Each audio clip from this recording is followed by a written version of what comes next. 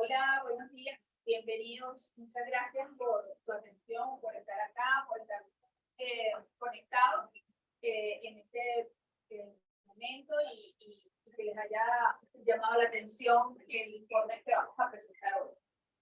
Si quieren, por favor, Aura. Mi nombre es Carmen Riera y soy la coordinadora general de la red de mujeres conductoras de paz.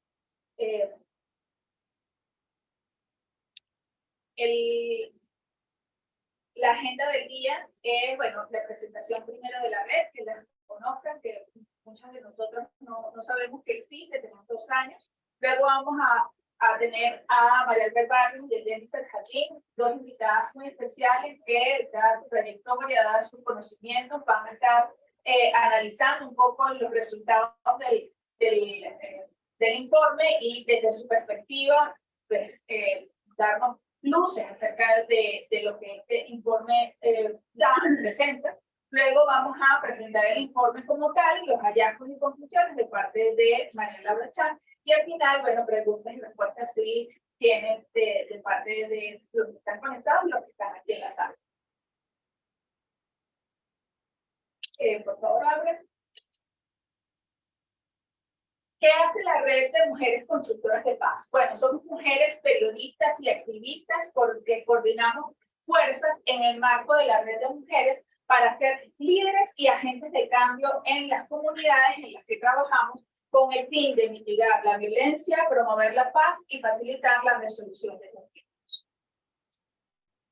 ¿Quiénes conforman esta red? Pues más de 200 mujeres, entre líderes, activistas, comunitarias, voluntarias y periodistas de 16 estados del país. Estos 16 estados son Anzoátegui, Aragua, Apure, Barinas, Bolívar, Carabobo, Caracas, Delta Macuro, Lara, La Guaira, Mérida, Nueva Esparta, Portuguesa, Sucre, Táchira y Zulia, y está conformada por 5 organizaciones.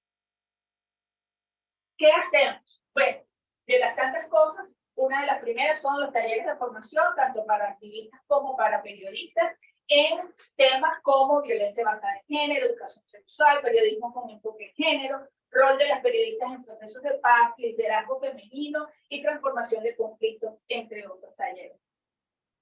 También las activistas trabajan en sus comunidades a través de microproyectos. Y estos microproyectos son, por ejemplo, charlas sobre la paz, bienestar y autoconocimiento, también sobre lactancia materna, el rol de la mujer en la familia, violencia basada en género. Es uno de los microproyectos que más se repite en todos los estados, porque es uno de los flagelos que más nos atañe en el caso de la mujer.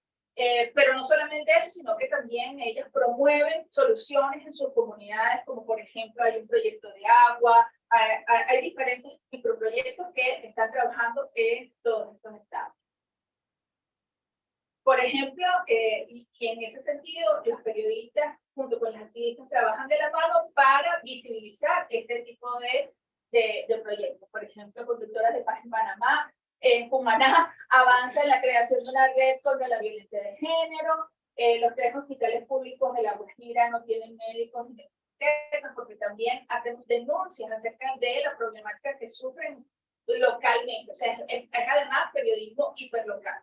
¿Okay? El caso de Alejandra engrosa la lista de 23 femicidios registrados durante febrero en Venezuela. ¿Okay? O sea, combinamos microproyectos que ayuda a el tema de la formación en las comunidades, pero también a visibilizar los problemas. Los periodistas han publicado al menos 100 informaciones en estos 2 años en los que estamos trabajando. Por ejemplo, este año tuvimos un especial sobre violencia basada en género que ocupó 5 grandes reportajes en donde trabajaron al menos la mitad de las periodistas en esto, visibilizando ese problema en sus estados. Pero también el tema de las denuncias. Los docentes dejan de lado las tizas en las pizarras en el comercio por el comercio informal. En Aragua las mujeres gestionan el agua disponible para sus hogares, el desamparo de las embarazadas venezolanas entre la crisis y la violencia, cómo viven las mujeres en la menopausia en un país en crisis. Inclusive una de las primeras medios o los primeros periodistas que estuvimos denunciando el tema de los hospitales en Sucre, de los neonatos muertos, fue en el caso nuestro, lo hizo nuestra corresponsal allá. También hacemos alianzas con otros programas de IPIS como Radio Democracia, en donde, por ejemplo, uno de sus episodios habla acerca de cómo las diferentes violencias que recibimos las mujeres, y ya va por 4 podcasts, y uno de ellos, el primero que publicamos es este, se llama Mujeres, ni débiles ni víctimas, el podcast que habla sobre las violencias contra las mujeres en Venezuela, y ponemos aquí ¿cómo es que se llama? El QR, por si acaso quieren directamente tomarle e ir directamente a ese podcast que pues, creo que les puede interesar muchísimo. ¿Listo? Y bueno, para finalizar, el equipo de IPIS de la red está Marianela Magui, que es la directora de IPIS, Natalia Maray, que es la asesora de comunidad, Eduardo Hornos, que es la asesora de información y capacitación, Carolina Carrera, que la tenemos aquí, directora de proyectos, Mabel Sarmiento, que es una de nuestras editoras aquí en Caracas, María Laura Champo, que al final va a dar los hallazgos del informe, que es la coordinadora de periodistas, y una servidora que, como les dije, soy la coordinadora general. Pasando a esto, vamos a comenzar entonces con María Albert. María Albert Barrios es internacionalista, magíster en estudios políticos y del gobierno de la Universidad Metropolitana. Fue diputada de la Asamblea Nacional entre 2016 y 2021 por la fracción de la Mesa de la Unidad Democrática, representando el partido Primero. Fue vicepresidenta de la Comisión de Política Exterior, Soberanía y Integración y de la Delegación Parlamentaria Venezolana en el Palacio. Ha organizado diversos encuentros internacionales en países como España, Alemania, Francia, Estados Unidos, Costa Rica, Chile y Uruguay para el intercambio de experiencias sobre el liderazgo femenino y su poder de transformación en asuntos sociales y políticos. Y actualmente es la directora del proyecto BUMU, Construyendo en Femenino, un espacio para el acompañamiento y apoyo en el fortalecimiento de capacidades de liderazgo femenino en Venezuela, con un impacto en más de 500 mujeres distribuidas en 21 estados del país. Adelante, Mariana. Muchas gracias, Carmen. Bueno, y la verdad que es bastante tiempo, creo que me gustaría poder hacer intercambio también con el público y lo menos importante, empezar por agradecer a la Red de Mujeres Constructoras de Paz por hacer este espacio, porque es necesario dentro del trabajo que tenemos las mujeres defensoras de los derechos de las mujeres, pero también de los derechos civiles, estos espacios para siempre reflexionar sobre la actualización de los datos, de los hallazgos, de cuáles son los desafíos a los que nos estamos enfrentando y cómo no solamente se actualizan los retos de cara al año que viene, sino esos desafíos. Y uno de ellos está con esto que arroja el informe que están presentando el día de hoy sobre la participación de las mujeres y jóvenes en actividades comunitarias y políticas. Entonces, ver que las cifras siguen siendo alarmantes y como bien se encabeza este informe, estamos en un contexto de complejidad de crisis, que hablamos de crisis en plural. Es decir, ya no es solamente ver que la crisis de Venezuela es una sola, sino que estamos hablando de crisis coyunturales y estructurales y las mujeres siguen teniendo ese impacto diferenciado o siguen en ese rezago diferenciado de esta crisis. ¿Qué significa esto? Significa que siguen siendo discriminadas, que seguimos siendo discriminadas. Significa que seguimos llevando la mayor carga del conflicto, del problema, de la carencia. Significa que seguimos siendo medidas por la falta, por la pobreza, por las violencias, y no por todo el aporte que como mujeres podemos dar al país. Es más, como bien decías ahorita, como constructoras de paz. Creo que eso perfectamente bien lo puede decir la verdad. Antes de poder dar mi opinión sobre los datos pues, que arroja el informe, yo si algo debo decir es en el contexto en el que nos estamos desenvolviendo. Y es un contexto de crisis política, de crisis institucional, de crisis de liderazgo, pero sobre todas las cosas de mucha desconfianza. Y parece mentira, pero en el debate, ¿cómo está esta mano? Parece mentira, pero en el debate que tenemos hoy, entre muchas organizaciones políticas, está eso, la desconfianza. La gente está pidiendo unidad. El colectivo, de todos los movimientos sociales, el ciudadano a pie, la ciudadana a pie, piden unidad, porque sabemos que solo en unidad es posible dar avances, y avances sostenibles. Y esa unidad está francamente muy debilitada por todos los momentos que hemos atravesado como población en los últimos años. Momentos que tienen que ver con la crisis humanitaria compleja, momentos que tienen que ver con la ruptura del orden constitucional, que tiene que ver con la crisis de representatividad, los liderazgos siguen siendo los mismos, se habla de liderazgos tradicionales, se habla de pocos liderazgos alternativos, que representan todo este contexto, especialmente para la mujer venezolana y la joven. Bueno, representa un panorama de no esperanza, de profunda desesperanza.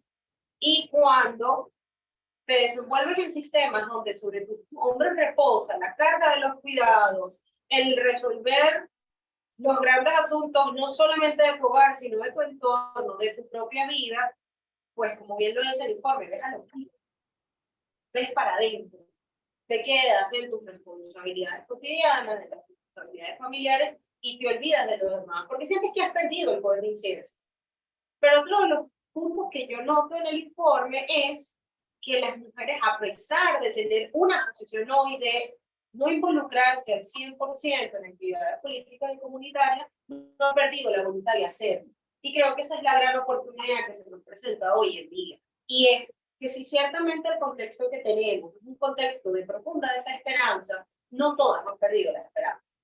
Y lo que están buscando es entornos más seguros, entornos más incluyentes, de menos violencia, de más trabajo, incluso de remuneración económica, que tiene que dejar de ser un tabú cuando hablamos del ejercicio ciudadano en pro de una causa justa.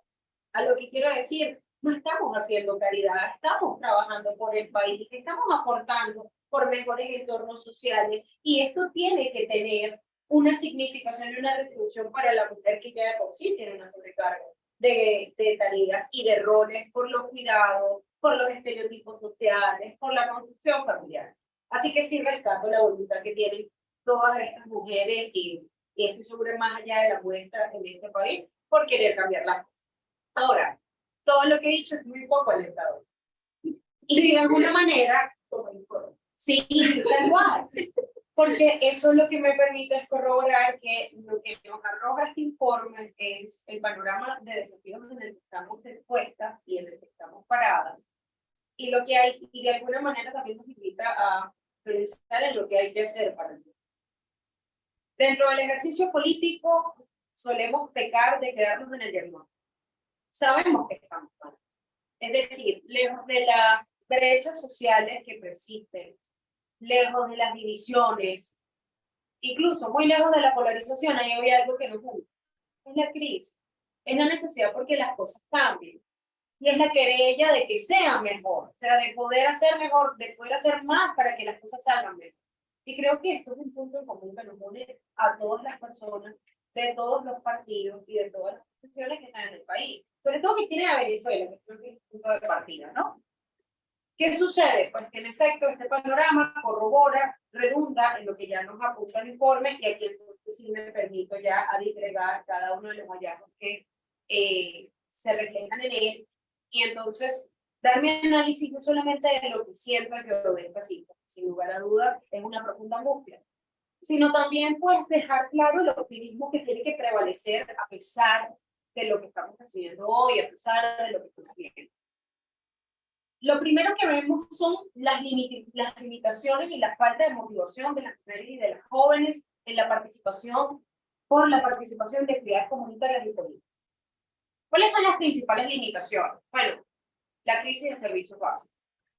Eso tiene ocupada a toda la población en aras de sobrevivir en el país que decidiste quedarte, muy a pesar de que tu familia ya migró, que la crisis económica golpea y que tienen aspiraciones de, bueno, al menos que yo pueda comer bien, dormir tranquila y que la plata llegue para los justos, ¿no? Eso implica, por supuesto, de que más allá de ser una franca limitación, las personas no se sientan, las mujeres no se sientan motivadas a participar de estas actividades de incidencia, voy a llamarlas así, englobarlas como actividades de incidencia. El segundo, por supuesto, el contexto que ya les describí.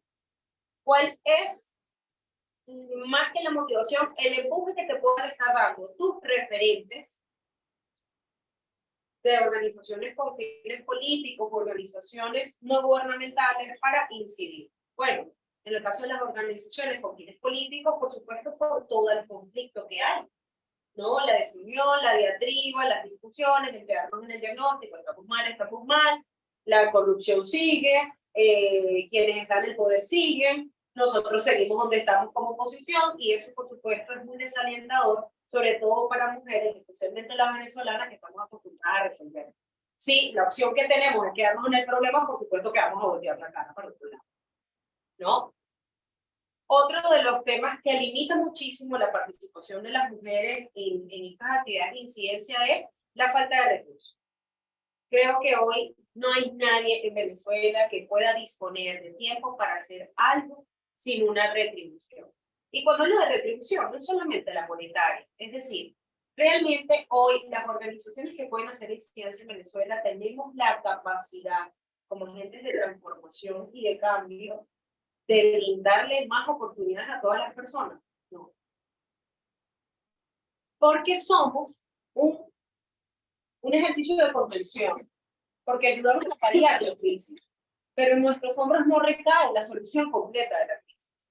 La solución completa de la crisis pasa por soluciones políticas y pasa por las soluciones del poder. Y estoy consciente de que las mujeres tienen esto muy claro, porque no hemos dejado de hacer incidencia, pero es que seguimos viendo en grandes niveles que las cosas no cambian.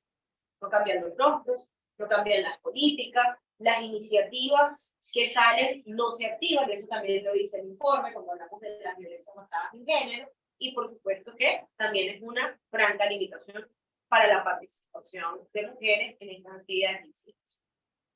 Más allá del contexto, otro elemento que ahí llamó mucho la atención, creo que más que me llamó la atención, me puso en una posición de quien viene para atrás con mucha nostalgia, ¿no? Y que siente la ansiedad de todo lo que se viene en el futuro para que esto deje de ser una realidad y se convierta en el pasado para darle paso a la realidad que queremos vivir. Y es que muchas mujeres no participan en estas actividades políticas o comunitarias porque no tienen referentes.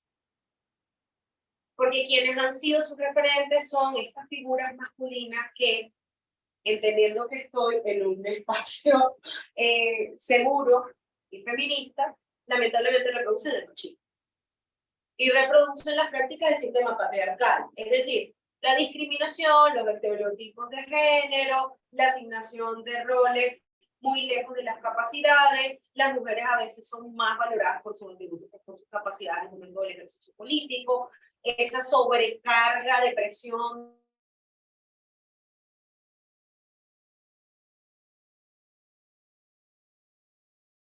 y el valor que tienen las mujeres venezolanas al hacer ciencia, independientemente de la edad, del partido, de donde vengan o donde quieran ir. Y que esta sea una variable que además arroja un número tan duro como un 28% de mujeres que sí pudiesen participar, en contraste con el 72, el 73, que no, porque no tenga referente. Entonces, eso mismo genera una profunda angustia porque uno, necesitamos rescatar nuestra memoria histórica como feministas. Es algo que desde WOMU lo hemos trabajado mucho con la profesora Inés Quintero. Es decir, bueno, también Marianela estuvo en este libro que sacó Transparencia, las mujeres del siglo XX, estoy segura que aquí hay muchas que trabajaron en ello.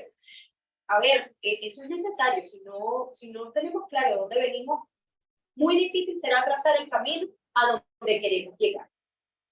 Entonces, eso sí me genera una profunda angustia, porque tenemos una gran reserva de mujeres, sobre todo de pioneras, que no solo gestaron la conquista de nuestros derechos civiles, sino que también permitieron que muchas de nosotras hoy podamos gozar de los derechos que tenemos. Y cuando digo muchas de nosotras es porque la tarea nunca es de un solo palo, la tarea nunca es solamente de una iniciativa. Es más, si hay algo que rescatar del siglo XX, es que estas mujeres se organizaron y gracias a esa organización y a esa articulación femenina y feminista, muy desde la diversidad, hoy podemos gozar de los derechos que tenemos hoy.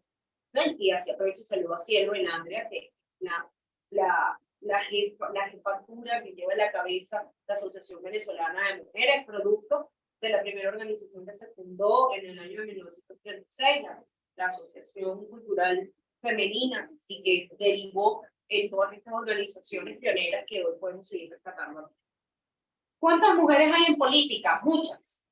Muchísimas. Cuando vamos a los partidos políticos, el 70% de la base de un partido es femenina, pero no es feminista. Y esto no, yo al final estoy buscando con esto dejar clara cuál es la doctrina que defiende y que sostengo. Yo creo que hay que rescatar el feminismo como un movimiento político que busca la igualdad de derechos para todas las personas. Cuando nuestras mujeres ingresan a un partido político es porque quieren ser parte de la construcción del cambio. Pero esta iniciativa, lamentablemente, no reposa sobre una generación genuina de educación cívica o una generación genuina de qué es el mundo que estamos queriendo lograr. No, entramos a un campo donde la lucha es por el poder, es el todo o nada, es blanco o negro, y eso pues lamentablemente nos hace perder el sentido de sostenibilidad, de acuerdo, el sentido de sostenibilidad de las proyecciones políticas, el sentido de sostenibilidad de la construcción incluso de políticas públicas. ¿Y por qué digo esto? Porque aunque veamos mucho liderazgo femenino, si tuviésemos corazón feminista, estoy convencida que tomáramos más estructuras de poder, porque solas no podemos. Y otro elemento que veo acá es que cuando sentimos que nos faltan referencias femeninas en la política es porque las mujeres que están en política no están lejos de las cifras que vemos. Es decir, sobre nosotros también recae la crisis económica. A nosotros también se nos sobrecarga de los roles de cuidado, se las estereotipea dentro y fuera de la organización política. No somos menos víctimas de violencia. Pero lo que es peor, tenemos que luchar incluso para poder cambiar conciencias que nos permitan asumirnos como esa fuerza de renovación y cambio que verdaderamente representamos dentro y fuera de los partidos y en las bases. ¿Y por qué digo esto? Porque uno de los grandes retos, y creo que uno de los grandes hallazgos que yo conecté con este informe es la necesidad de generar más redes de sororidad con ese único propósito. Porque desde ahí puede cambiar todo. Si rescatamos esta memoria histórica que nos dejaron nuestras pioneras, de haberse sabido articular desde la diversidad, desde las diferencias, por hacer las reformas que fuesen necesarias, desde el poder, por nuestros derechos civiles, por supuesto que nosotros tenemos que hacer que esa tarea continúe. Pero hay más, que entenderlo desde que no hay ninguna mujer en este país que no haya sido víctima de violencia. No hay ninguna mujer en este país que no haya sido estereotipada. Inclusive las que están paradas sobre privilegios también han sido víctimas. Sí. Y sobre esto hay una realidad que también lo acabo de ver, y es que las mujeres venezolanas estamos hechas para contar nuestras historias desde el ser sobrevivientes y no víctimas. Y creo que aquí hay que lograr la intersección, ¿no? entre el dolor y el aprendizaje que deja para poder hacer que nuestra referencia incida más en estas mujeres que hoy, lamentablemente, solo son un 28% de la muestra con intención de participar en actividades comunitarias y políticas. Luego tenemos, ¿no? Y aquí como me voy más al dindín juvenil. Luego tenemos la realidad de que son más de 3.500.000 jóvenes, sin lugar a dudas, entre esos su mayoría mujeres, porque somos más de la mitad de la población, por proporción y por descarte es así, que no están inscritas en el registro electoral. ¿Por qué? Súper doloroso y angustiante, porque a mí me duele la desmotivación y me angustia la oferta que haya que hacer para que eso cambie a ser motivación. Y ahora voy con eso. ¿Qué sucede? La crisis institucional hace que las instituciones no generen confianza. Las instituciones públicas están hechas para perdurar en el tiempo, representar a toda la población. Si las jóvenes entre 18 y 25 años de edad no han visto otro sistema político que este, mucho menos podrán entender de qué van las instituciones, para qué sirven, por qué están, y qué es eso de que es el CNE el que realmente va a regir, ¿no? El buen desenvolvimiento de un proceso electoral, o el que se respeten las reglas para un proceso electoral, si tengo toda mi vida escuchando lo que hace o deja de hacer. Por otra parte, ¿por quién voto? Entonces eso también nos demuestra que hay un ser importante del espacio cívico, que la censura en los medios de comunicación ha hecho mella, porque al no tener medios de comunicación, el derecho de acceso a la información pública está limitado, está cercenado, y por tanto, yo no sé quién pudiera ser mi líder, yo no sé cuál es la oferta electoral, pero mucho menos sé lo que propone, ¿no? Todavía es más alarmante cuando nosotros como país, nosotros y nosotras como titulares de este país, también hemos sido juez y parte de los llamados a la abstención, que nos están dejando como consecuencia que la juventud no cree en el voto. Hacerme a culpa también es necesario, porque como constructora de paz, y yo ya como diciéndole a Carmen, estoy aquí controlándome para la red, como constructora de paz tenemos que entender que la paz es la ausencia del conflicto, es la gestión de él, y la dirigencia política no siempre ha gestionado bien el conflicto. Y lo hicimos muy mal cuando llegamos a la abstención. Eso digo yo, desde lo personal, como actora política, pero también como ciudadana. Porque se trata de, y esta es otra cifra que duele muchísimo, que es el 51% de las mujeres y las jóvenes las que no tienen ningún tipo de intención de votar. Y el 50%, pues que tampoco tiene intención de inscribirse en el RED, porque una cosa es las que no se han inscrito, pero otra cosa, si leí bien mi informe, es las que no tienen intención de inscribirse en el RED. Entonces, por supuesto que eso nos deja, como bien dijo Carmen, un terrible dolor y una gran. Ahora, también, ¿por qué pasa esto? Porque tenemos que tener primero muy claro que lo que se ha conquistado no se puede entregar. Si tenemos derecho a asociarnos, aunque nos siempre miedo, imponernos a eso y seguir organizándonos para ser parte de la conducción política de este país. Para ser parte de la conducción política de este país, no se falta ser parte de un partido. Para ser integrantes de la conducción política de este país, no se les está pidiendo dar un RT ni nada por el estilo. Hay que incidir, hay que sumarse a las iniciativas, hay que sumarse a las movilizaciones, hay que estar atentas a la misma agenda social de los movimientos que hoy hablan de la lucha contra el racismo, hablan de los derechos que las mujeres seguimos luchando por conquistar, hablan de una serie de elementos que son parte de una agenda actual. Y el país no va a avanzar, y aquí está Tamara, pues me acuerdo muchísimo una vez que dijo que seguimos en el siglo XX. El país no va a llegar al siglo XXI mientras sigamos haciendo diagnóstico de los problemas del siglo XX. Necesitamos asumir con mucho compromiso las iniciativas que den lugar para dar un pase, ni siquiera un pase a la página, pero sí un paso al frente sobre este contexto en el que estamos. Va a ser muy difícil que podamos cambiar o que podamos reducir a cero el número de más de 3.500.000 jóvenes entre hombres y mujeres que no se han inscrito en el RED. Pero esa cifra sí se puede bajar. Y esa cifra se baja cuando aquí la colectividad entienda que votar es el derecho de todas las personas. Y me atrevo a decir, y el deber, porque es que el país no cambia si no nos movilizamos, si no nos hacemos sentir, si no nos hacemos ver, y en el contexto que hemos descrito y que el informe deja muy claro, con cifras muy claritas, pues lamentablemente nos demanda la acción, ¿no? Otro elemento que yo noto acá, y vuelvo a repetir el tema de las referentes, porque sin lugar a dudas, pues me hizo mucha mella, y es que nuestras mismas referentes han hecho llamados de desmovilización.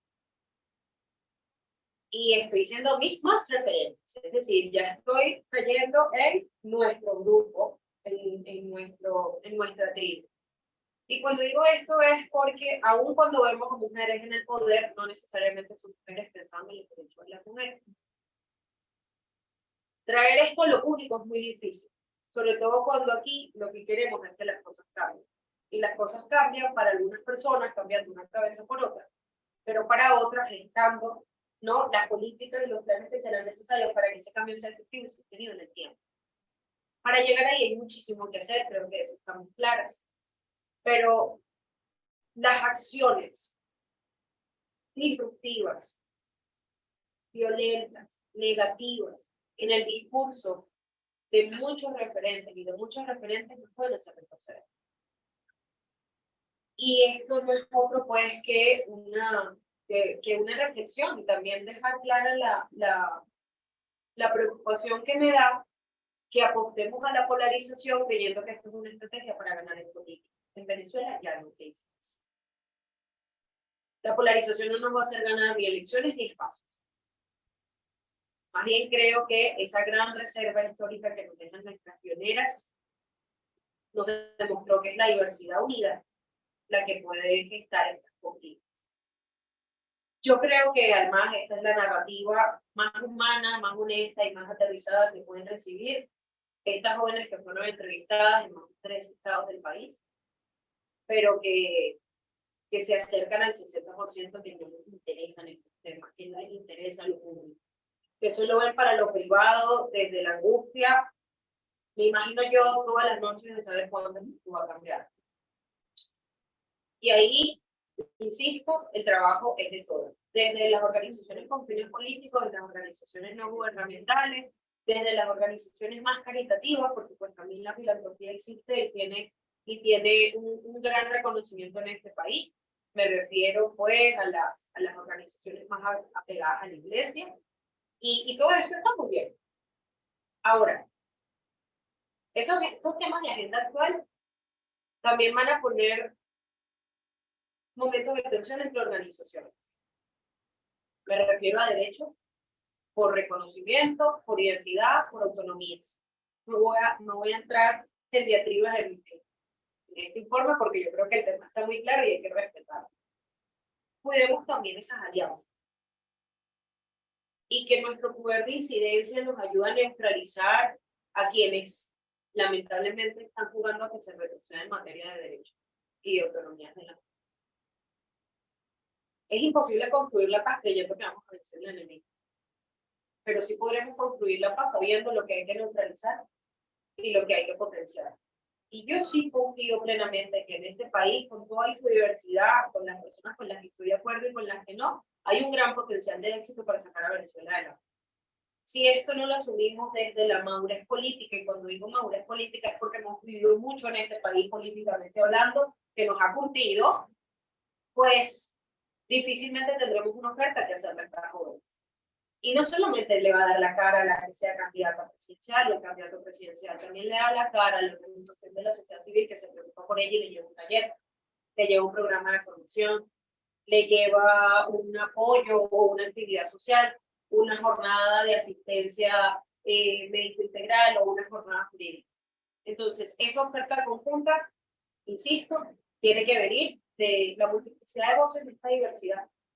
Sí, y que al poder ver estos resultados nuevamente, lo hagamos más desde el sentimiento del compromiso de que las cosas cambien, que desde la angustia que les comparto sentí al ver lo que nos va a costar poder volver a la cohesión social y a fortalecer ese tejido social.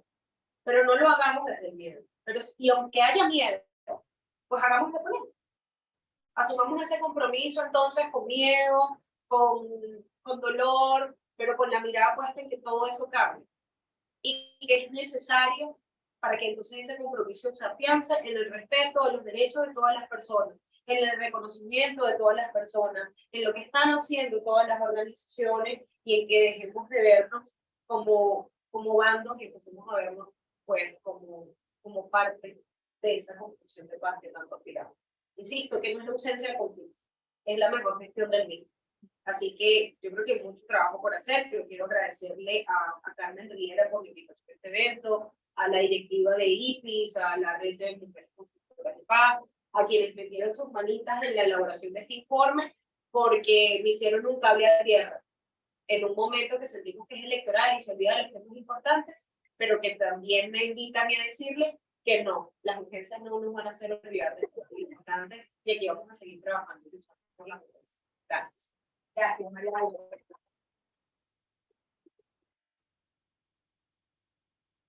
Ya pues le había advertido que tiene otro compromiso, no se puede quedar unos minutitos más, por si acaso tienen algunas preguntas, pero bueno, continuamos para seguir.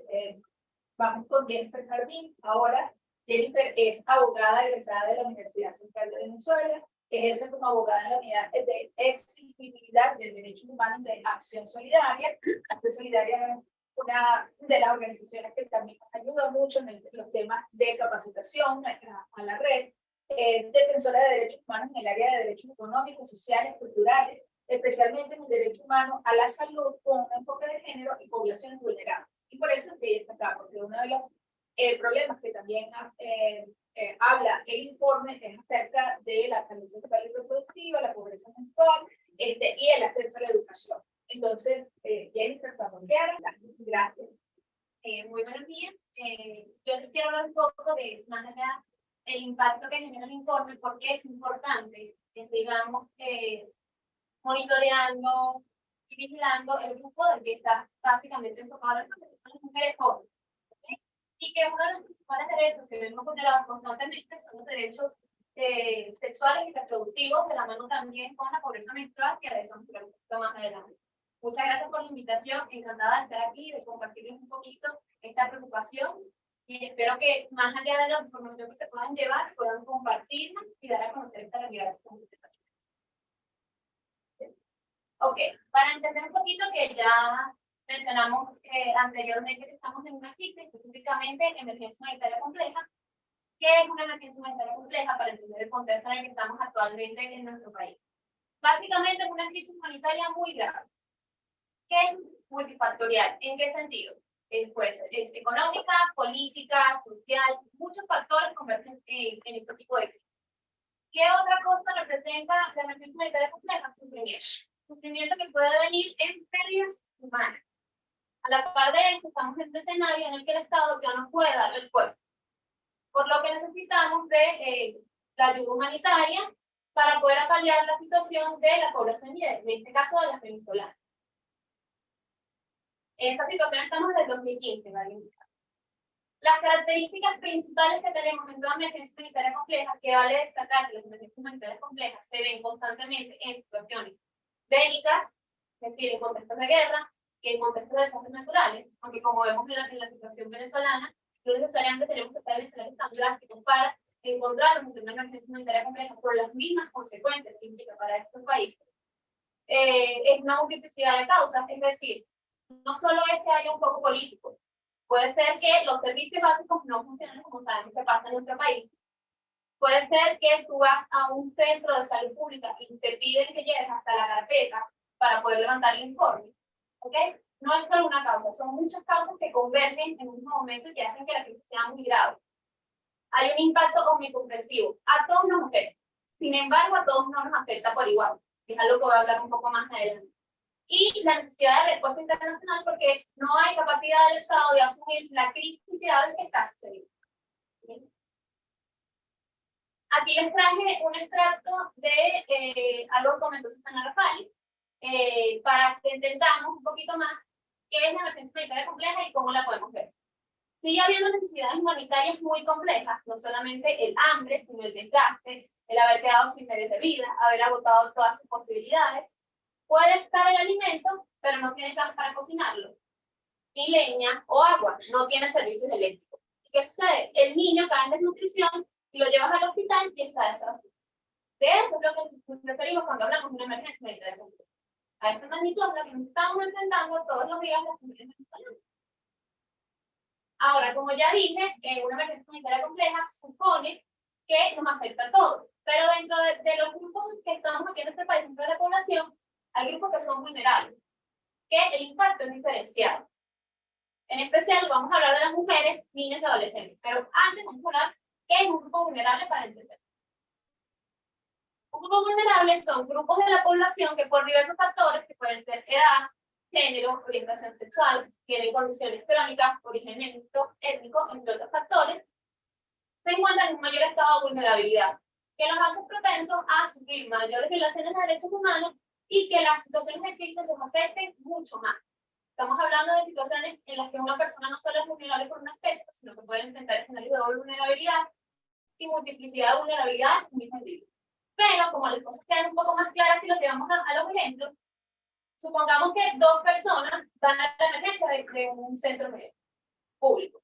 Un hombre de 32 años llega a la emergencia de un hospital por una fractura en el brazo. En un momento llega un adolescente de 16 años, llega solo a la maternidad, es decir, sin ningún tipo de acompañamiento, con 8 meses de su primer embarazo y que cree que está en trabajo de parto. ¿A quién van a atender primero? ¿Quién va a ser o quién está en una situación más vulnerable de incluso poder someterse a violencia dentro del centro médico? ¿Qué es lo más probable? Que cuando vean a esta niña sola, primero no la quieran atender. Le den un tratamiento de ruleteo, es decir, lo que en este país se conoce como ruleteo, te mando para otro centro médico, te hago esperar. Tiene 16 años, es propensa a que le digan que te buscaste esto para que abriste las piernas, que es algo que lamentablemente vemos mucho en este país, en los centros públicos, y que no viene solo de, lo que pasa es que nosotros asociamos un poquito de, bueno, el enfermero o la enfermera nos trató mal, o el vigilante del centro, pero esto también ocurre con los médicos que nos atienden. Y lo normalizamos porque decimos, bueno, es el médico, él sabe lo que dice, no voy a poner a discutir con el médico, pero son cosas que pasan en nuestros centros de salud pública. Y si a todo este escenario que les estoy comentando, y además la van a devolver para su casa porque la tendencia aquí en nuestro país es atender a los partos cuando ya están en fase de expulsión. Esta es una muchacha que nunca se ha hecho ningún tipo de control prenatal y que tiene el riesgo de tener algún ITS y que además vive con VIH y tener un parto por vía exclusiva con VIH aumenta los riesgos de transmisión materna. Todo este escenario complejo nos demuestra que hay personas que son más vulnerables que otras. ¿Por qué es tan importante hablar de salud sexual y reproductiva y por qué es tan importante este informe y que se siga replicando? Entre mayo de 2018 y enero de 2019, la Asociación Larense de Planificación Familiar efectuó una jornada de control prenatal en Lara, en una región que está vulnerable, que lo vamos a ver un poquito más adelante, en tema de embarazo. El resultado reveló que el 28% de quienes acudían a este servicio eran adolescentes embarazados. A la par de eso, de 235 jóvenes atendidas, casi la mitad ya tenía un hijo, es decir, fueron mujeres jóvenes que probablemente durante la adolescencia quedaron embarazadas. Y el ciclo se repite porque estamos viendo que están acudiendo nuevamente a centros de control prenatal. ¿Qué son derechos sexuales y reproductivos? Todas las personas tenemos derecho a ejercer libre control sobre nuestra sexualidad y reproducción sin sufrir discriminación, coacción ni violencia. Esto es un extracto de lo que señala que son los derechos sexuales y reproductivos a Amnistía Internacional. Y suena muy bonito, pero la realidad es otra. ¿Ok? Hablando aquí en general, que es algo que no solo nos afecta a las mujeres, sino a los jóvenes. ¿Qué ahora nos encontramos en el acceso al derecho sexual, a los derechos sexuales y reproductivos? Desinformación. La desinformación va desde que no sé dónde están los centros de servicios de planificación familiar, no tengo acceso a ellos. Puede ser la desinformación también que no sé cuáles son los métodos anticonceptivos disponibles, no conozco los métodos, no sé cuáles son los más adecuados, o simplemente por charlitas o que alguien me comentó, una amiga, sin tener el conocimiento médico, elijo un método anticonceptivo que sabemos que los métodos anticonceptivos dependen mucho de la persona, que voy a hablar un poquito más adelante de eso, y que incluso engloban cosas tan sencillas y que a veces ignoramos como la falta de cifras oficiales. Aquí en Venezuela tenemos falta de cifras oficiales desde hace muchos años y que nos permitirían saber la situación en la que estamos. Pongamos un caso muy fácil para poder identificar las muertes maternas. En Venezuela no tenemos cifras de muertes maternas oficiales. Es un dato importantísimo que deberíamos manejar todos los venezolanos. Estereotipos. Los estereotipos lamentablemente persisten en la sociedad venezolana. Estos estereotipos van desde que la mujer es cabeza de hogar, la mujer tiene que tener necesariamente hijos, la mujer es la que se encarga de los hijos. Otros escenarios que se ven más dentro de las mujeres jóvenes creen que iniciar las relaciones sexuales le va a permitir tener un estatus social. También se ve mucho en situaciones que, por ejemplo, lo voy a poner en la mesa, en contextos vulnerables de pobreza, en las que creen que tener un hijo les va a dar un cierto estatus social dentro de la representación del barrio. Y además, todos esos estereotipos también van de la mano con, bueno, sí, ya iniciaste relaciones sexuales, ya eres una mujer, pero sí te excedes dentro de esa representación, entonces ya eres promiscua. Entonces es una situación muy vulnerable en la que los estereotipos marcan a la mujer desde su juventud e incluso antes. Accesibilidad. Accesibilidad no es solo que yo pueda pagar un servicio especializado, no es solo que yo pueda ir a un ginecólogo. Es además que yo, con mi salario, con lo que yo percibo por mi trabajo, yo puedo acceder a anticonceptivos, por ejemplo. Disponibilidad. Supongamos que me informé, fui a un servicio de planificación familiar y ya sé cuál es el método anticonceptivo con el que quiero, junto con mi pareja, intimidad sexual o mantener vida sexual. Voy a una farmacia y el método que buscan no hay. Aquí en Venezuela, por encima, parches anticonceptivos ya no se ven. O sea, este método desapareció. Las pastillas anticonceptivas, las dosis pueden variar. Hay mujeres que, por ejemplo, sufren de migrañas o problemas vasculares de circulación y no pueden tomar una dosis muy alta. ¿Cómo hacen si su método anticonceptivo no está disponible ni siquiera en el sector privado? Porque no estamos hablando ni siquiera que tú puedas ir a un centro público, que sabemos que no tienes esa facilidad, sino que además tú con tus ingresos vas al privado y no consigues el método anticonceptivo, que al momento de que hiciste toda tu planificación familiar, que fuiste con tu ginecóloga o con tu médico especializado, te dicen no hay. ¿Cómo quedan ante esa situación? Calidad. En Venezuela aún hay partes que se hacen con force. Esto es totalmente anticuado, esto no se ve en otras partes del país. ¿Cómo es la calidad que estamos recibiendo las venezolanas en la atención? Y por supuesto la violencia basada en género, que es un factor que siempre agrava cualquier situación, pero que particularmente deja una marca en los derechos sexuales y reproductivos. Ahora lo vamos a llevar a la realidad. Estos son datos traídos por organizaciones venezolanas, ¿ok? El 88,6% de las mujeres no asisten con regularidad a servicios de planificación familiar. 88%, es mucho más de la mitad de mujeres que no acuden a este tipo de servicios tan importantes para planificar tu sexualidad, tu futuro, y que muchas veces están estancadas por la ausencia o ignorar simplemente que existen estos servicios. En Caracas, 59,32% de los adolescentes creían que el coitus interruptus evitaba el embarazo. Esta es una hipótesis que realizó Bayer, es un poco antigua, es del 2016, por eso la tengo la fecha. Pero sin embargo es bastante reveladora, porque entre las otras cosas que identificaron ellos es la creencia en rebajas, que lo vamos a ver también en los resultados de este informe, y que, por ejemplo, si tenían relaciones sexuales de pie, la mujer no podía quedar embarazada. Entonces estamos viendo unos altos niveles de desinformación que la regla terminan afectando también a las mujeres del rango del informe, porque es probable que esas mujeres de 18 a 24 años no tengan al menos dos hijos, por los altos niveles de desinformación. La tasa de embarazo adolescente en Venezuela duplica la tasa mundial y supera países como Nicaragua, República Dominicana y Brasil. El embarazo adolescente en Venezuela es un problema social importante que no le estamos poniendo el foco. Estamos diciendo que somos los primeros, o sea, ocupamos el primer lugar entre los índices de embarazo precoz en la región. Eso sin tocar el tema de mortalidad materna, que en un estudio que hizo una organización de Lara, en solo el estado de Lara, el número de muertes maternas igualaba a un país completo. Es muy dura. Manejan las organizaciones no gubernamentales, las oficiales no hay.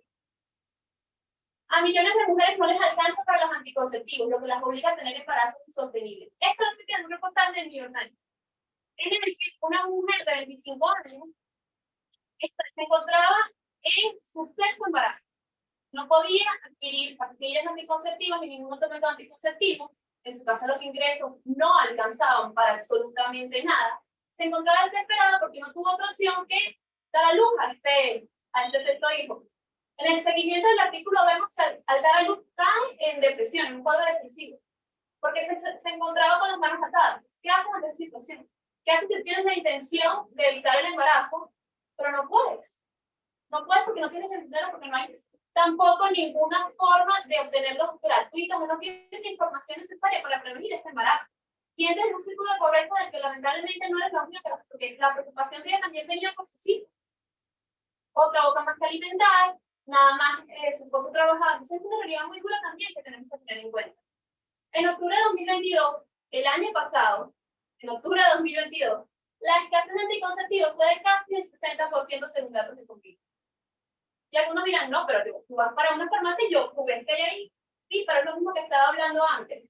No hay quizás el que estás requiriendo, la dosis que requieres, el que tú habías elegido para iniciar o tener tus relaciones sexuales con tu pareja, de forma responsable.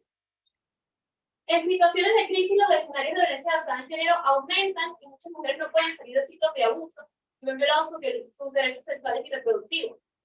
Si tú vives en una situación o estás en una situación de violencia basada en género, muy difícilmente te vas a llegar a tener relaciones con tu pareja. Y dentro de estos escenarios hay muchas mujeres que son violadas por su pareja.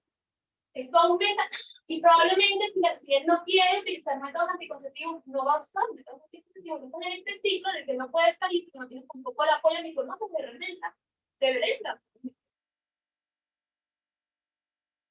Ok, antes hablamos un poco de accesibilidad, que es con nuestros ingresos poder acceder a servicios y, en este caso, que es muy importante para el tema que estamos hablando, métodos anticonceptivos. Ayer, según la tasa del Banco Central de Venezuela, los 130 bolívares, que incluye el salario mínimo, sin incluir el bono de guerra, creo que se llama así, y el CESAR, como ellos le llaman, equivale a $4.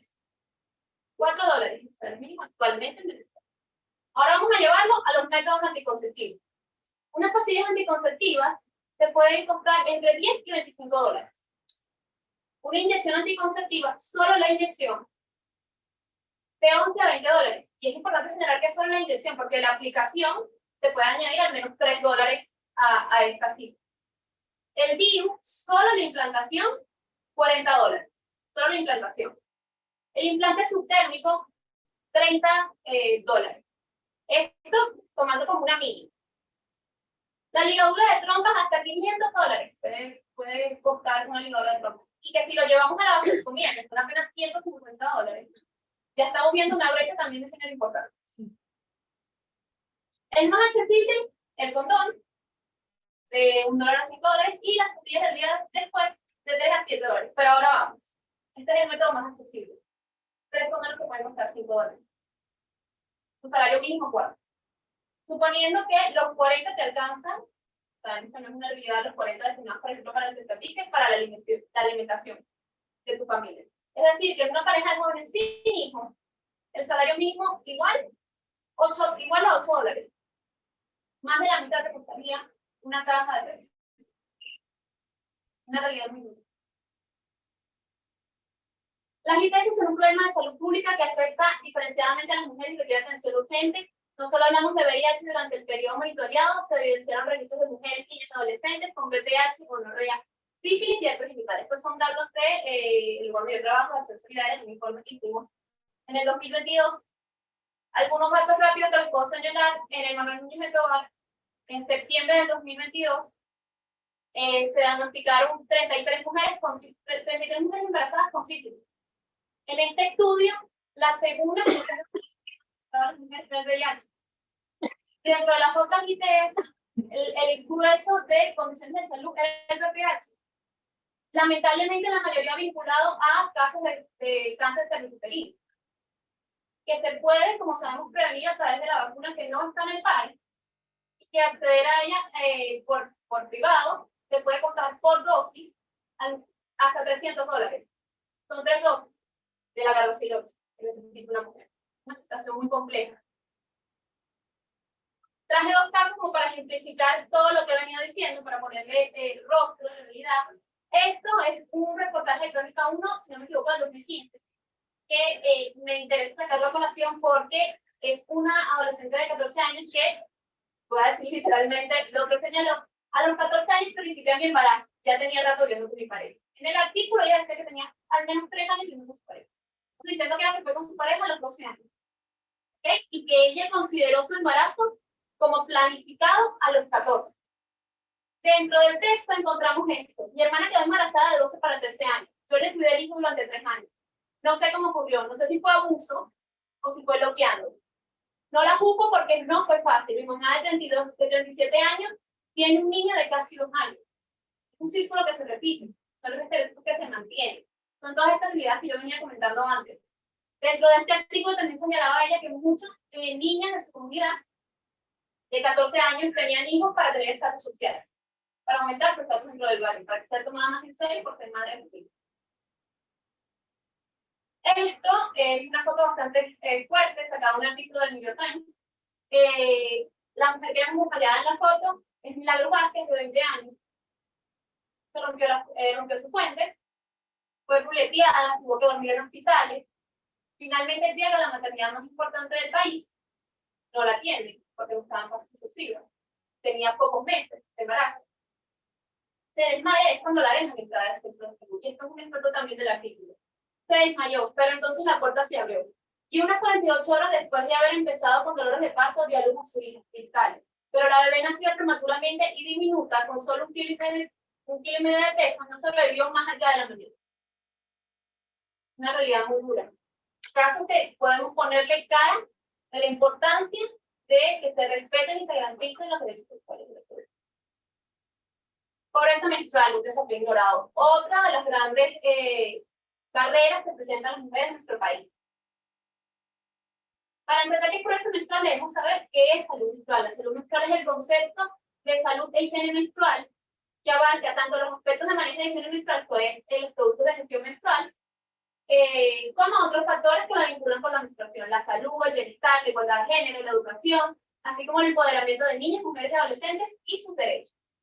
Okay, teniendo en cuenta, vamos a ver que no es un problema solo de salud, un problema de derechos humanos. ¿Por qué? En el caso del derecho a la salud, si yo no tengo productos de higiene menstrual, voy a recurrir a otras alternativas. Estas alternativas es lo que tenga en mi casa, que puede ser desde una toalla hasta casos en los que puede monitorear uso de cartón o tela que consigue. Obviamente toda esta situación te puede llevar a infecciones. Y esas infecciones, si no son tratadas, te pueden llevar a la muerte. ¿Ok? Y ahí vamos con un problema de salud, de derecho a la salud, de no tener acceso a productos de gestión menstrual. Es un problema de saneamiento y agua. Las mujeres que utilizan copas y tampones no pueden emplear estos métodos sin tener las manos limpias. Las copas requieren ser esterilizadas. Tú durante tu menstruación necesitas bañarte. ¿Por qué? Porque si no caes en lo mismo del derecho a la salud, puedes terminar con una infección. No discriminación ni igualdad de género. Si no tienes producto de gestión menstrual, estas mujeres jóvenes, niñas, no van a seguir su rutina diaria. Entonces estamos creando brechas, porque mientras un niño puede jugar deporte, el niño se tiene que quedar en casa y puede practicar su deporte porque tiene la menstruación. Educación. Exacto. Y vamos de nuevo con educación y trabajo. Muchas niñas y mujeres han manifestado que por falta de medicamentos o falta de productos de gestión menstrual simplemente no pueden acudir a su centro de trabajo o incluso a su escuela. Y puede ir mucho más allá, porque sabemos que hay mujeres que pueden tener condiciones ginecológicas que su menstruación sea particularmente dolorosa, no pueden acceder o otro tipo de condición médica, que al poder acceder a servicios especializados, caemos otra vez en este ciclo. Esto también otra vez materializando un poquito, llevando a nuestro país estas realidades. Datos sobre salud menstrual en Venezuela. Esto fue una encuesta que realizamos en Acción Solidaria. Aproximadamente 233 mujeres respondieron a esta encuesta y dentro de la encuesta hay una sección sobre pobreza menstrual. ¿Ok? La mayoría de las preguntas estaban destinadas solo a personas menstruantes, entendiendo que hay hombres trans que pueden menstruar, pero hay una pregunta que se le hacía a todos los beneficiarios, y ya les voy a comentar cuál es. Existen en el mercado productos de gestión menstrual que no cumplen con permisos sanitarios y buscan imitar otras marcas especiales. Probablemente en algún momento los hemos visto en los mercaditos o puesticos ambulantes. Toallas que en color, diseño, se parecen a marcas que ya no están en Venezuela, pero que al tú fijarte en algún detallito del nombre, ves que no es la misma y que son sumamente más accesibles. ¿Pero dónde viene esto? Estas no cumplen medidas sanitarias. Entonces, esto puede ser lo mismo que utilizar un cartón, porque tú no sabes qué cadena, cómo fue el procedimiento para la elaboración de esa toalla. Y esto es importante porque en una farmacia puedes conseguir toallas $3, $4, pero estas te pueden salir $1 o menos $1. ¿Qué va a hacer una mujer o una madre que su hija tiene el periodo, utiliza toallas y no tiene el dinero suficiente para poder acudir a estas otras medidas, o tiene desconocimiento de otras formas de gestión menstrual? El 45%, esta fue la pregunta que le realizamos a todos los beneficiarios. El 45% asocia la menstruación con palabras negativas o sintomáticas, donde se encuentran palabras como asquerosa, fatal, gasto, depresión, dolor y sangrado. Estas son las palabras con las que asocian casi la mitad de las personas encuestadas, hombres y mujeres encuestadas, sobre la menstruación. Seguimos con los artículos. Aquí, en esta pregunta, hubo casos donde algunos hombres se rehusaron a responder y calificaron la pregunta como tema de mujeres. Yo fui voluntaria dentro de esta encuesta y me tocó un hombre que me dijo, tú deberías saber. Tú no sabes. Con este mismo gesto de mano. Entonces, un proceso biológico normal sigue siendo objeto de estigma. El 21% de las personas menstruantes ha tenido que sustituir productos de higiene menstrual por opciones caseras. Algunas de las respuestas que nos dieron fue compresas hechas de baño, toallas o papel higiénico. El 22% de las mujeres encuestadas señaló haber faltado al colegio o al trabajo por tener la menstruación. Como vemos, una realidad que también nos está afectando. No solo es lo que mencioné antes, ¿qué está pasando en nuestro país? 22 mujeres encuestadas, porque no abarcamos adolescentes ni niños, ya que estos porcentajes que pueden ser considerablemente mayor, no está asistiendo a la escuela porque no tienen o productos de gestión menstrual, no han podido acudir a un centro especializado a ver por qué puede tener a lo mejor un periodo abundante, o en todo caso, no solo implica los productos de gestión menstrual, sino que no tiene accesibilidad de dinero suficiente para poder utilizar un medicamento que alivie el dolor. De nuevo, traigo una frase de un artículo de Crónica 1. Sufro de ovarios poliquísticos y de derrames constantes. Cuando tengo la menstruación, además, tengo una hija de 13 años que también ve la regla y muchas veces debemos decidir si ella o yo. Esto sobre la compra de productos de gestión menstrual. ¿Hay escenarios donde puede esta vulnerabilidad justificarse? Sí. La vulnerabilidad de un grupo puede variar y puede ser interseccional. Y pueden ser dobles hasta múltiples vulnerabilidades. Hay un grupo que estamos viendo aquí en Venezuela a raíz del éxodo migratorio, que es las mujeres que se encuentran en situación de movilidad humana. ¿Cómo se afecta sus derechos de salud sexual y reproductiva y pobreza menstrual? Están estos factores. Ausencia de enfoque. Normalmente, cuando hay alguna situación crítica o ocurre alguna desgracia, sabemos más o menos qué son las cosas que piden. Ropa, alcohol, algunas cosas puntuales médicas, pero muy pocas veces productos de gestión menstrual. Y eso es porque falta un enfoque de género incluso dentro de la ayuda humanitaria. Entonces, dentro de nuestras organizaciones tenemos que tener siempre la visión de que estas son mujeres que estamos en un proceso migratorio y que durante ese tiempo les van a venir el periodo. Van a pasar por la menstruación. Además, una menstruación que puede incluir, porque sabemos que los caminantes pasan situaciones muy críticas, y puede incluir que estén con ropa mojada mucho tiempo para cruzar ríos, que no puedan cambiarse cualquier producto de gestión menstrual, y que a la hora de la verdad, por los estereotipos y por los roles de género, las mujeres migran con sus hijos o con personas de la tercera edad, que va vinculado al rol de cuidado. Primero migran los hombres y después migran las mujeres con la familia. Entonces, tú tienes la oportunidad de llevar el menos peso posible, no vas a contar en ese rol que nos ha llevado la sociedad con incluir productos de gestión menstrual. Vas a preferir poner pañales, vas a preferir poner comida dentro de estas maletas que son bolsas muy pequeñas, porque si eres caminante vas a llevar una larga distancia de llegar a tu destino. Los estereotipos, además de los que vinculé, las mujeres en movilidad humana enfrentan otro tipo de estereotipos, que es la hipersexualización de la mujer venezolana, que está asociada quizás a los concursos de belleza, que nos tiene como un punto focal dentro de la región, y que además puede estar también probado por prejuicios que la movilidad misma ha demostrado que existen y que pueden llevar a la xenofobia, la situación de cómo ven a las mujeres venezolanas en Perú, por ejemplo. La violencia basada en género, nuevamente, profundiza cualquier tipo de situación, es una realidad muy dura.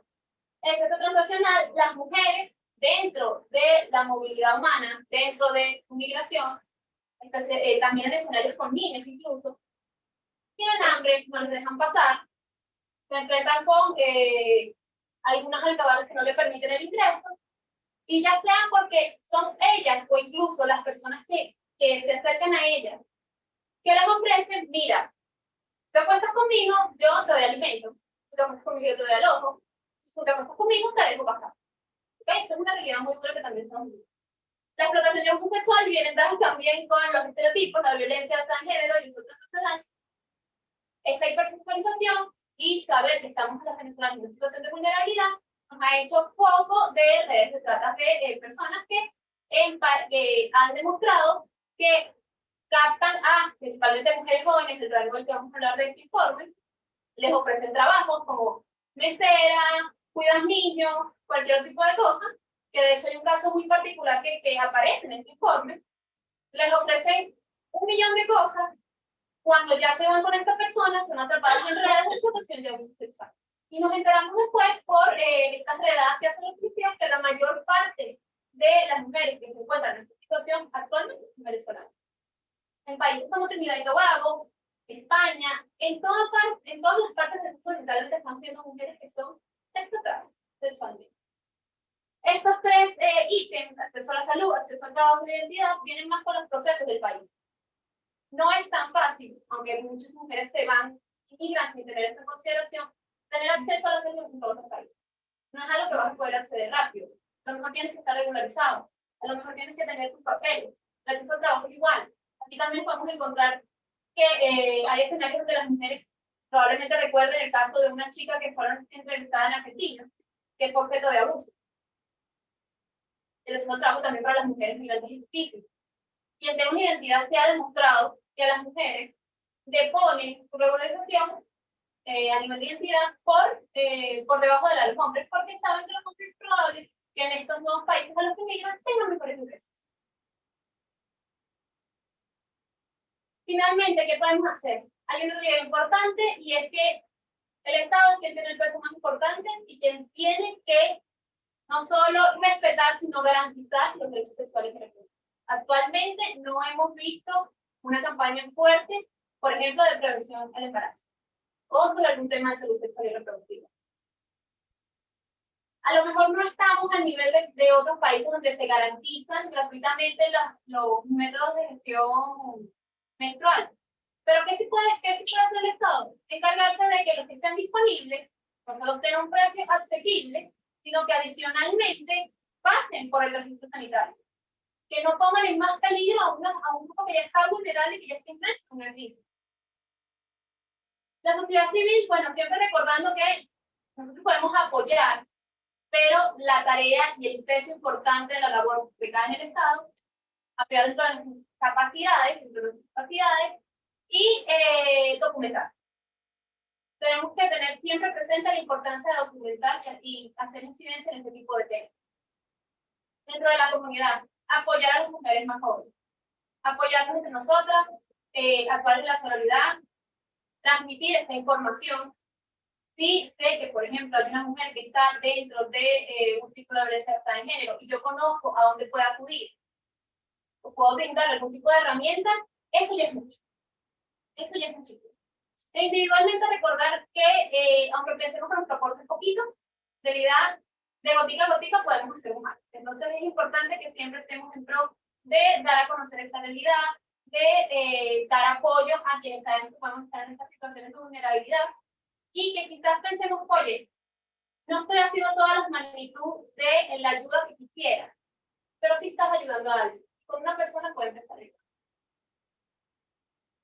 Muchas gracias.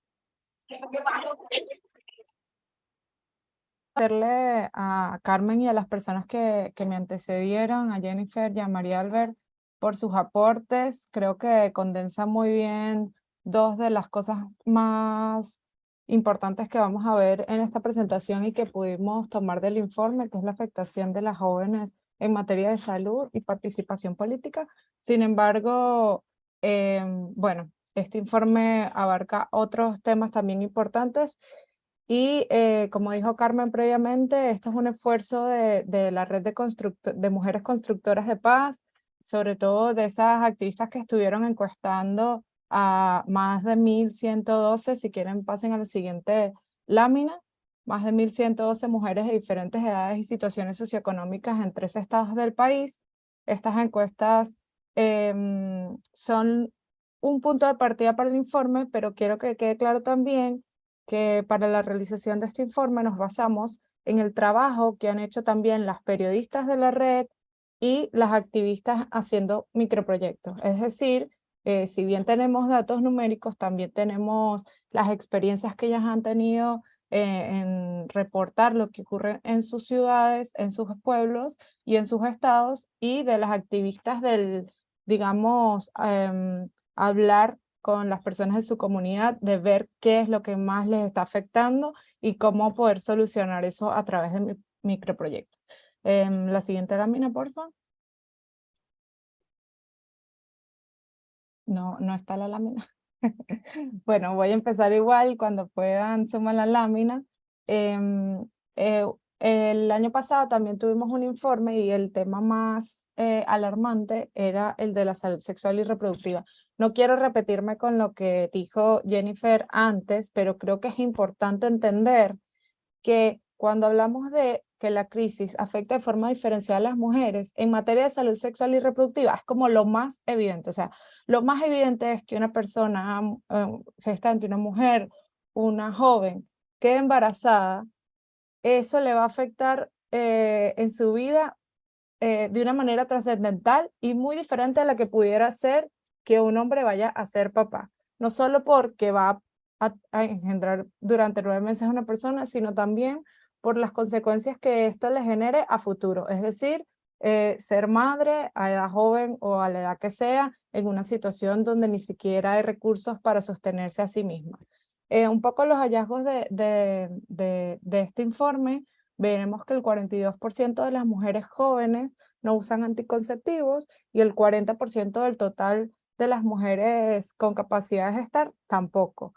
También vemos, bueno, la situación del sistema de salud, cómo la violencia obstétrica está naturalizada y esto afecta de forma desproporcionada a las mujeres y a las mujeres más jóvenes. También las consecuencias de la falta de educación sexual y de un programa de educación sexual integral. Y por último, cómo la pobreza menstrual ha dejado a las niñas, adolescentes y mujeres jóvenes fuera de las aulas y fuera de sus trabajos. La siguiente lámina, por favor. Veremos entonces que uno de estos hallazgos principales es el hecho de que las mujeres jóvenes no usen anticonceptivos, pero les preguntamos por qué. Cuando vemos en la cifra de 18 a 24 años, las principales razones son por su alto costo y porque no pueden acceder a consultas con especialistas que les puedan decir qué tipo de anticonceptivos es recomendable para cada quien. Comparemos esto con la cifra de 25 a 35 años, que el 14% es que busca tener hijos.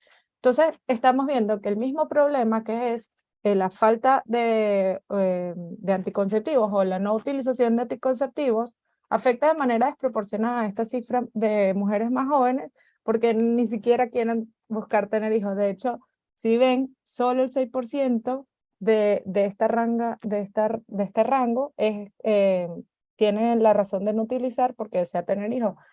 Y también en esta población joven hay un 3% que lo hace por presión de su pareja. Y aquí vemos cómo se interseccionan los problemas, en este caso con la violencia de género y la presión por tener hijos. Y también que el 3% desconoce cómo usarlo. Aquí hablamos de la educación sexual y la falta, ¿no? En la siguiente lámina hay una cita de una activista de la red que dice: se me hace bastante complicado acceder a los métodos anticonceptivos, ya que por la situación económica del país tenemos que priorizar en qué gastamos el poco dinero que ingresa a nuestro hogar. Es muy poco y no alcanza para cubrir todas las necesidades de la familia. La alternativa que encontramos es, por lo general, el se retira antes de finalizar, o en algunas situaciones me rehúso a tener intimidad para no correr el riesgo de quedar embarazada. Aquí vemos esa carga que tiene una mujer de pensar, al no tener acceso a anticonceptivos, voy a dejar de vivir la sexualidad con mi pareja porque no quiero más hijos, y no quiero más hijos porque no tengo cómo mantenerlos. Este problema, bueno, como les decía, es muy grave, pero se interconecta con otro tipo de problemas que vamos a continuación. Las mujeres embarazadas además tienen fallas en el acceso a la salud y en Venezuela y en la región está muy naturalizada la violencia ginecobstétrica, que es aquella que se manifiesta a través de prácticas y actitudes que ejerce el personal médico sobre las mujeres. Estas prácticas van desde la patologización y medicalización innecesaria de las mujeres durante el parto hasta la infantilización y el uso de expresiones degradantes y la falta de consentimiento para realizar prácticas por parte de este personal médico. Una de las cosas importantes a decir de esto es que no hace falta demasiados recursos económicos para frenar la violencia ginecobstétrica. Lo que hace falta es un cambio de paradigma dentro del sistema médico a través, evidentemente, de capacitaciones. Pero muchas veces se dice, no, no podemos mejorar el acceso a la salud de las mujeres, de las personas en Venezuela, porque no hay recursos, pero tampoco hay intenciones del cambio, porque si los hubiese, se entendiera el proceso de parto como un proceso natural, se pudiera mejorar la experiencia de parto y eso no está ocurriendo. Eso no quita, obviamente, que también haya violencia obstétrica institucional cuando, como dijo Jennifer anteriormente, las mujeres van a los hospitales, las ruletean, tienen que pagar absolutamente por cualquier cosa y bueno, una de las muestras de esto es el aumento de muertes maternas, que ya mencionaron, en Venezuela es un problema muy grave y que aparte es una cifra que nos permite mostrar cómo esta crisis de salud y esta emergencia humanitaria compleja llega a niveles realmente alarmantes. El otro tema, y siguiente lámina por favor, tiene que ver con la falta de educación sexual. Me gustó que Jennifer anteriormente ya hizo un ejemplo con un testimonio de lo que piensan algunas adolescentes, pero a lo largo de mi carrera periodística y también a través de la realización de este informe me topé con testimonios como este. Como no sabía bien cómo no quedar embarazada, pensé que a lo mejor no iba a quedar embarazada porque aprendí de mi primer novio que si se detenía antes de terminar la relación sexual no ocurría, pero mi siguiente novio no hacía lo mismo y quedé embarazada muy rápido. Nunca le pedí que usara condón, los había visto, pero son muy caros para yo comprarlos y él tampoco lo hacía. Aquí vemos nuevamente cómo la responsabilidad de no quedar embarazadas queda en las mujeres y cuando quedan embarazadas ellas son las que tienen que resolver prácticamente. Muchas veces sabemos que los hombres desaparecen del mapa cuando pasan estos embarazos, ¿no? En la siguiente lámina, por favor, es importante que quede bien claro que la falta de educación sexual, es decir, la ausencia de una información comprobada, precisa y confiable sobre la sexualidad y la anticoncepción, ha llevado a que estas adolescentes, mujeres jóvenes, se embarquen en relaciones sexuales y no estén preparadas para las implicaciones que eso conlleva. El desconocimiento limita la capacidad para decidir cuándo y cuántos hijos desean tener, y esto va en contra de las mismas leyes venezolanas y de los derechos que están enmarcados en los tratados internacionales, que es un derecho a poder planificar tu familia de la manera como y cuando quieras. En Venezuela eso se viola flagrantemente. Las mujeres no tienen esta opción, como ya quedó claro en la presentación anterior y como veremos a lo largo del informe. Ya, bueno, la siguiente lámina la voy a pasar porque ya son cosas que comentó la compañera anteriormente, que tiene que ver con que Venezuela lidera la tasa más elevada de embarazos adolescentes en la región y el VIH y SIDA como otra consecuencia de este tema, ¿no? Sobre menstruación, en el informe tenemos unos resultados bastante complejos que tienen que ver con que más de un tercio de las mujeres reportaron que ellas mismas o algún familiar ha tenido que ausentarse de sus actividades laborales o estudiantiles a causa de la menstruación y esto afecta mayormente también a las más jóvenes por distintas razones. Primero, porque acceder a productos menstruales cuando no se es cabeza de familia es más joven, o sea, al final ellas no son las que deciden a dónde se va a distribuir el poco dinero que llega a los hogares. Y también hay dos factores externos. El primero tiene que ver con la falta de agua y de recursos para la gestión menstrual en el trabajo o en la escuela. Y bueno, el no gestionar el dolor, es decir, no poder acceder a medicamentos para gestionar el dolor de los cólicos menstruales. Esto hace, evidentemente, crea unas brechas de que las niñas, jóvenes, adolescentes no puedan asistir a clase y también que si las mujeres tienen empleos, deban como priorizar a hombres antes que mujeres porque puede verse, ¿no?, que haya fallas a raíz de la menstruación. Bueno, ya esto para cerrar el tema de salud sexual y reproductiva, vamos a hablar también sobre la violencia de género. Lamento no poder escucharles, porque si tienen una pregunta me encantaría poder hacerla en vivo, pero bueno, las anotan y después las respondo. Sobre violencia de género, vemos que es un problema realmente que tiene demasiadas aristas, pero empezamos por lo más grave, y es que, siguiente lámina, por favor, los femicidios afectan más a las más jóvenes.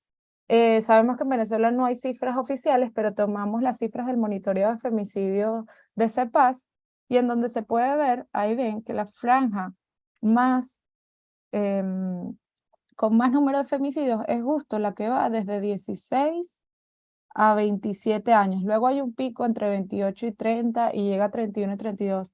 Pero es bastante visible cómo se va oscureciendo el rojito, que es decir, la incidencia de femicidios en esta población más joven. O sea, aquí ya ni siquiera hace falta como que mucho análisis, se ve claramente que entre más jóvenes son las mujeres, más probabilidades tienen de ser asesinadas por ser mujeres. Y cuando vemos los programas para atender el tema de violencia de género, no hay programas para jóvenes. Es decir, se plantean estrategias generales cuando vemos que el problema hay una afectación diferenciada en las más jóvenes. Siguiente, por favor. Una de las cosas que tiene que ver con violencia de género, pero que está un poco más invisibilizada, tiene que ver con los estereotipos de género, que como sabemos, son formas en las que el sistema patriarcal se mete en la sociedad y luego termina en otras formas de manifestación, como puede ser la violencia física, sexual y psicológica. Los estereotipos de género están muy presentes y a través del informe lo pudimos ver cuando le preguntamos a estas mujeres, por ejemplo, cuáles eran quiénes tienen mayores capacidades para las labores del hogar. Casi el 60% dijo que las mujeres. Y bueno, también hay otras respuestas alarmantes, como que se les preguntó si consideraban que un piropo era acoso o no. También se les preguntó sobre si quiénes tenían mejores capacidades para cuidar. Y bueno, creo que los porcentajes quizá aquí no sea demasiado importante traerlos, pero sí tener la idea como que hay muchas cosas que se siguen pensando en la sociedad que fomentan los estereotipos de género y que por tanto siguen fomentando la violencia de género al decirle a las personas, tú como mujer tienes un lugar y los hombres tienen otro lugar, ¿no? Sobre la siguiente lámina, por favor, cuando analizamos los tipos de violencia de género que expresaron las personas que respondieron a esta encuesta, en líneas generales, es decir, cuando se mide a todas las encuestadas, el 38% se consideró víctima, y de este 38%, el 75% habló de la violencia psicológica como la principal violencia de género que se identifica como víctima. Pero cuando cambiamos a las jóvenes entre 18 y 24 años, vemos que la violencia sexual pasa de este quinto lugar a ser el segundo lugar, junto con la económica, por identificarse como víctimas de violencia sexual. Es decir, entre más joven, tengo más chance de ser víctima de violencia sexual o de identificarme como víctima de violencia sexual que las más adultas. Y volvemos con lo que dije anteriormente, los programas para atender la violencia de género no tienen en cuenta la edad en materia de estrategia. Por ejemplo, no hay una estrategia comunicacional dirigida a este grupo poblacional, aun cuando vemos que es más afectada en este tema. Yo aprovecho para comentarles y hacer un momento de publicidad, en la siguiente lámina podrán ver fotos de las activistas que cambian realidades, porque en medio de un panorama tan oscuro y tan hostil como el que les menciono, hay más de 100 mujeres que están trabajando en pueblos muy recónditos para recordarles, por ejemplo, a las mujeres qué es el amor propio, cómo empoderarse y también que hay formas de salir de este círculos de violencia que pueden terminar en femicidio. Yo creo que siempre es importante un poquito como que sembrar esta esperanza porque luego de tanto, no sé, tantas noticias tan malas y tantos datos que puedan sentirse como golpes, a mí me entusiasma estar apoyando a estas mujeres que realmente sus historias, luego si tienen un chance de hablar con Carmen, pregúntenle cómo fue su gira por los estados y sus conversaciones con estas mujeres porque realmente su trabajo lo vale y hace un cambio en donde quiera que estén. Cierro el momento de publicidad y voy también con la siguiente lámina y el siguiente tema que tiene que ver con la educación, que bueno, ya saben que hay una crisis, una emergencia muy grave en materia de educación, las escuelas no tienen las condiciones, los docentes y las docentes faltan, y hay niñas y adolescentes que están dejando de asistir a clases precisamente por eso. Yo les voy a compartir este testimonio en la siguiente lámina que dice: mi hija está en preescolar de una institución pública de la comunidad y allí debemos cubrir con todos los gastos de comida, útiles y aseo. Además, solo ven clases 3 veces a la semana, ya que los otros 2 días más personas que no son docentes e impuestas por el gobierno, la directora nos informó que era mejor no llevarlo. Este testimonio es del estado Táchira. Y este testimonio muestra no solo que la hija no está no está yendo a la escuela los 5 días, como después les mostraré en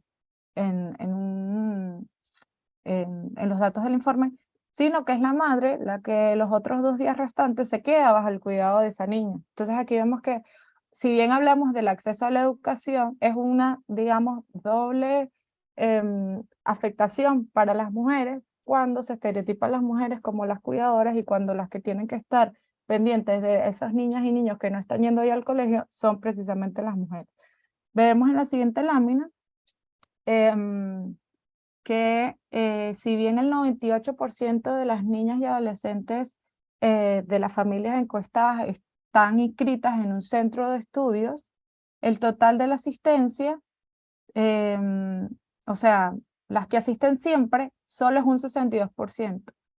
El 31% asiste 3 veces a la semana, como el caso que mencionábamos anterior, y esto cambia cuando hablamos de un nivel socioeconómico alto y bajo. En un nivel socioeconómico alto, el 74% de las niñas y adolescentes asiste siempre, pero en un nivel socioeconómico bajo es 49%. Los motivos por los que faltan, en su mayoría, es porque la escuela suspende clases, pero también por falta de transporte, por falta de maestros y docentes, por falta de alimentos. Hay un porcentaje que no aparece aquí, pero me parece importante mencionar, que es que también hay niñas y adolescentes que se están quedando en casa para cuidar a sus hermanos y hermanas. Es un porcentaje muy bajo de las respuestas, pero creo que vale la pena mencionarlo porque también a las niñas y adolescentes se les castiga o se les vulnera desde obligarlas a cuidar y a tener labores de cuidado, evidentemente no remuneradas, y que las aleja también de las escuelas. Otro punto importante aquí, que es la falta de alimentos, sobre todo en el nivel de estratos más bajos, que simplemente no pueden llevar a las niñas a la escuela porque no hay alimentos, ni en la escuela ni en la casa. En la siguiente lámina, bueno, esto ya en verdad se los dije, así que vamos a pasar de una vez a la participación política y comunitaria, que me gustó mucho cómo María Albert lo presentó.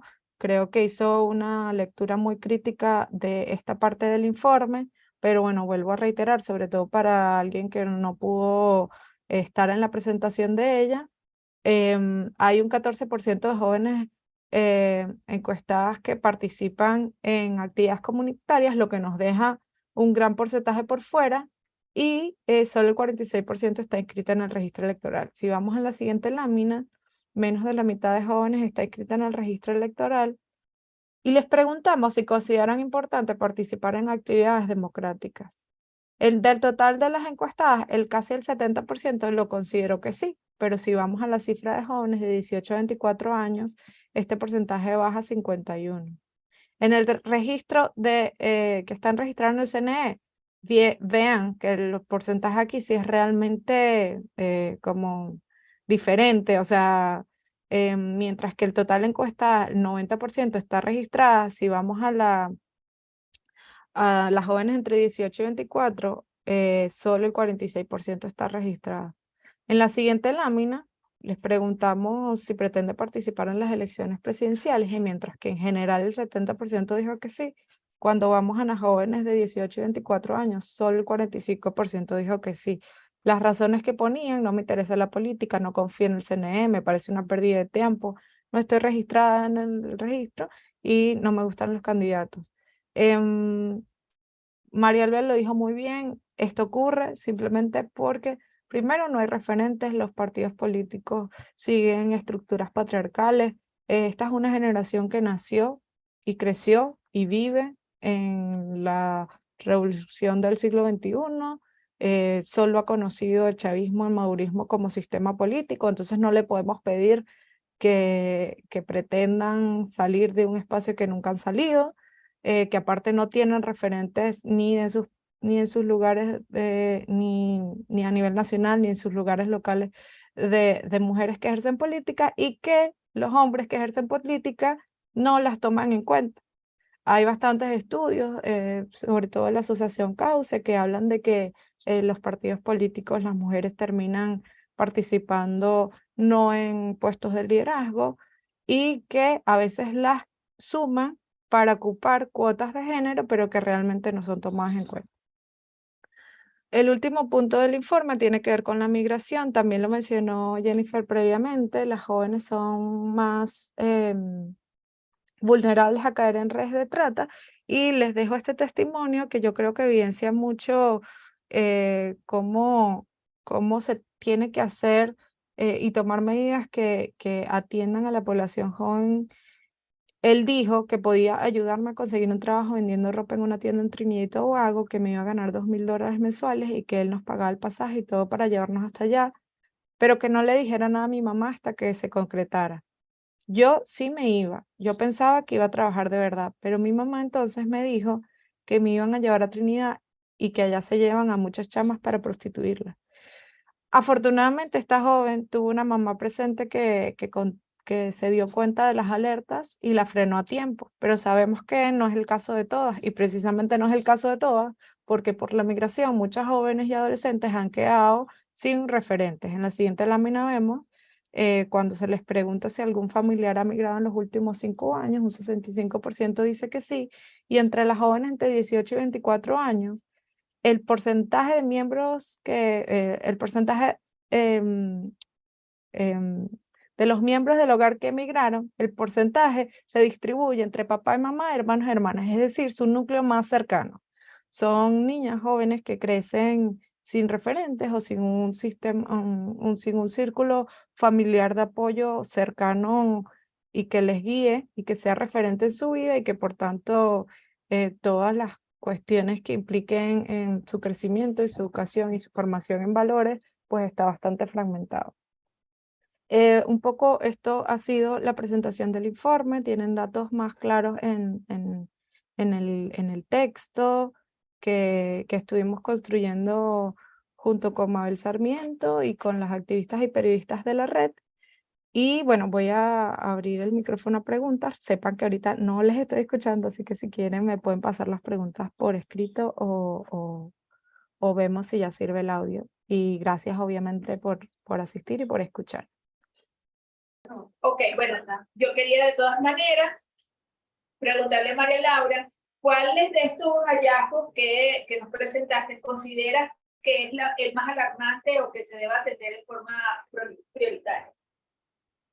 Yo creo que lo principal tiene que ser la atención en salud sexual y reproductiva. O sea, esa es una deuda pendiente del Estado y es lo que más transforma la vida de una joven, la vida de una mujer. Si bien todo es súper alarmante, yo creo que las medidas para cambiar esto no son tan complicadas. O sea, hacer que las mujeres accedan a anticonceptivos, llevarles personal médico y el acceso a un sistema de salud que les permita planificar sus embarazos no es tan complicado como, por ejemplo, cambiar la forma en la que piensa una sociedad, ¿no? Entonces creo que son medidas concretas que se pueden tomar y que van a generar bastantes cambios. Y después de eso, bueno, todo el tema de cómo también atender a aquellas que están sufriendo violencia. Sabemos que la violencia de género también es un tema cultural y que también, bueno, amerita muchísimo trabajo en materia de educación y formación de valores, pero también con un sistema que les permita la atención de la justicia, y también un acompañamiento psicológico acorde, pudiese mejorar la situación de las mujeres. Yo creo que es importante, o sea, es feo, digamos, priorizar problemas, porque al final todos están generando cuestiones muy desfavorables para las mujeres, pero por ejemplo, no podemos decir que vamos a priorizar, por ejemplo, la atención, no sé, que las niñas vayan a la escuela, cuando ya vemos que una de las razones por las que no están yendo es porque no están comiendo o no están, o porque están embarazadas. Entonces es como, yo sí considero que ese es como una de las cosas primordiales que se debe atender para, digamos, salir un poco de la emergencia humanitaria compleja y de cómo esta afecta de forma desproporcionada a las mujeres. Evidentemente no quiero que digan que no, que María Laura dice que no importa la educación, que no importa la participación política, porque no es la idea, pero yo sí siento que atendiendo este tema se puede mejorar la situación y no hace falta tantos recursos porque sabemos que los recursos escasean. Algo que sí podemos tener un poco más de control y que no tenemos tantos factores externos, ¿no? En todo caso. No sé si hay algún comentario o pregunta que quiera hacer. Ajá. Y bueno, yo tengo un planteamiento. Habla de uno para que te puedan escuchar. ¿Ah? Ok, yo tengo un planteamiento y es referente tanto a lo que comentaba Jennifer, también a lo que comentaba María ahora. Sobre todo con respecto a, existen muchas brechas en el informe en cuanto a la edad, pero creo que también es importante que la ubicación geográfica es algo que se tiene que tomar muy en cuenta. Por ejemplo, yo soy de Trujillo y yo vengo de una población, un pueblo muy pequeño y vulnerable del estado de Trujillo. Allá los casos de violencia basada en género son, podría decirse que el 80% de las familias se viven casos de violencia basada en género, pero no lo saben. O sea, es muy difícil identificarlos y creo que de ahí viene el tema de la desinformación, porque evidentemente en ciudades más pobladas es mucho más evidente cuando suceden estos casos, es mucho más fácil acceder a información porque tenemos más acceso a redes sociales, porque tenemos más acceso a noticias, etc. Pero en estos sitios donde ni siquiera podemos llegar porque acceder a ellos es bastante difícil, evidentemente esta información llega con muchísimo retraso y es difícil decirle a una persona que ya tiene 20 años y 4 hijos, mira, tú has sufrido abuso desde los 12. Mira, tú has vivido en una situación vulnerable porque el mismo entorno te llevó a eso y es como cómo se combate eso desde el Estado, si ni siquiera, en principio el Estado, porque vivimos hoy en día, en vez de prevenir el embarazo precoz y todo este tipo de abusos, lo promueve.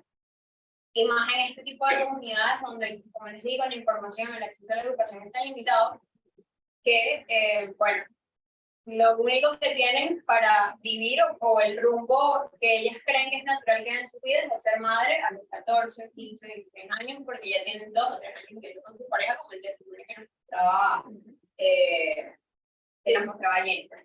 Entonces, está como que esa situación ahí, e incluso cuando se dan cuenta de que están viviendo bajo una situación de abuso, tampoco saben qué hacer. La semana pasada me escribía una persona allá y yo que sabe que soy activista por estos temas, y me decían, mira, bueno, me está pasando esto, y estoy siendo víctima de violencia. O sea, mi novio me partió el teléfono y no sé qué hacer, porque ya no quiero estar con él, pero tampoco también me da miedo decirlo. Entonces, es como no tienen acceso a poder decirle a alguna institución, mira, me está pasando esto y quiero que se detenga, porque además la falta de institucionalidad que hoy vive el país también afecta estos casos y coloca en una posición aún más vulnerable e incluso de peligro de sus vidas a estas mujeres jóvenes que tienen todos estos obstáculos para llegar a darse cuenta que están viviendo bajo la situación. ¿Cuál es tu nombre? Norma Mian. Norma, muchísimas gracias por ese testimonio. Parte de lo que veíamos que María Laura me invitaba a que contara dentro de este encuentro, es que nosotros visitamos 4 zonas en donde reuníamos a 4 estados cercanos para conocer activistas y trabajar con experiencia y hacer trabajar en la comunidad y la consolidación de la red.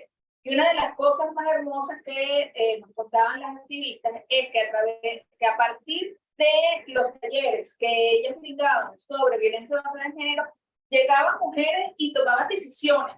Llenas de miedo, pero tomaban decisiones, o sea, se empoderaban y bueno, te lo digo, y todavía se me eriza el cuerpo porque no puedo imaginar el miedo y la situación de vulnerabilidad en la que se encontraban, sin embargo, tomaban una decisión. O se acercaban y, o sea, las decisiones eran o irse de la casa o buscar ayuda, ¿no? Y esa búsqueda de ayuda es también muy importante. Y en el caso de los periodistas, cuando escribían sobre esos temas, algunas de las radios que todavía existen en los estados las invitaban para que hablaran más acerca del tema. Y ahí voy a un segundo problema, que es los desiertos informativos, que IPI muy bien también ha hecho un estudio, en donde tenemos estados en donde no hay medios de comunicación, hay unos en donde sí hay, y otros que están más o menos. Pero así como hay una falta de institucionalidad, también hay una falta de medios, que es lo que hacía que la información llegara a todo el mundo. Las radios lo que hacen es poner música, porque si no la cierran. No existen los medios impresos y los que existen son panfletos. Y lo que hay son los medios nativos digitales que estamos dando la pelea, con todo, o sea, no todo el mundo tiene un smartphone, no todo el mundo tiene Wi-Fi, y los medios offline que están ahorita, como el Bus TV, o como el de Maracaibo, que ahorita no recuerdo cómo se llama, o Entera, que tienen un alcance muy reducido. Pero bueno, hay que promover cómo hacer para que al menos los desiertos informativos tratar de minimizar lo más que se pueda, ¿no? Y el trabajo de las activistas, que ha sido una cosa que a nosotros nos ilusiona, nos emociona y nos inspira para seguir adelante en este país en el que cada rato se nos va la luz, no tenemos agua y bueno, no, gracias por haber estado. Voy seguramente a utilizar mucho esto. Quería decir 2 cositas.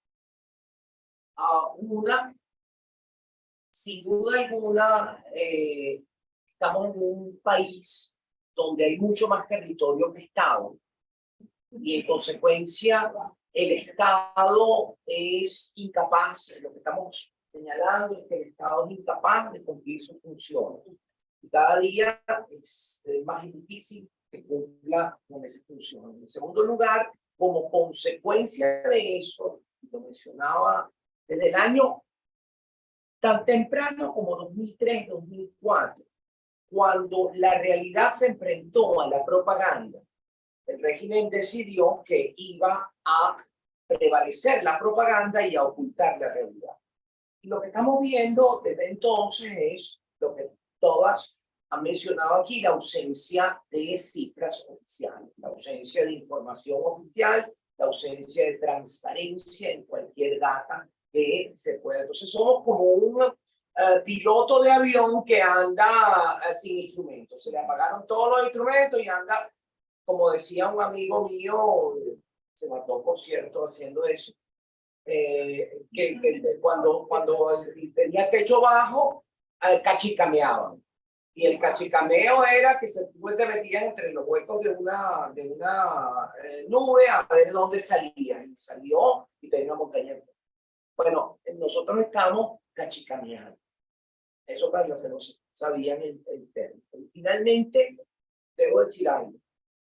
María Albert señalaba la ausencia de caras nuevas en el tema electoral, en el tema político. Creo que sí las hay, sí estamos ahí, Pero el hecho de ser mujer no es sinónimo de ser feminista. Eso es básico. Sin embargo, hay un tema en común. Las 4 mujeres que estamos en la carrera a la primaria, tenemos algo en común.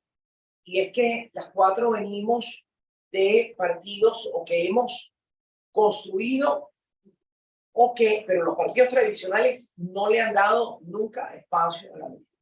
Pero por otro lado, y con esto culmino, sin duda alguna, solamente somos 2 de todos los 13 candidatos que estamos hablando del tema de salud sexual y reproductiva. Está Delsa y yo lo que quiero es decir que independientemente de cuál sea la opción política que alguien tenga, cuando haya mensajes sobre salud sexual y reproductiva, es necesario reproducir, es necesario difundir, con el agravante, por supuesto, de la ausencia de penetración de mensajes debido a que el 60% de la población no tiene acceso a Internet, aproximadamente si tú lo sumas en términos de penetración de Internet, con otro agravante que mencionaba antes, tú hablabas de la ausencia de radio. La ausencia de radio no es que haya ausencia de radio y no solamente que están pasando changa y reggaetón, sino que el otro día estaba un poquito más allá de Boconó y puse las radios y todas eran radios evangélicas, una detrás de la otra.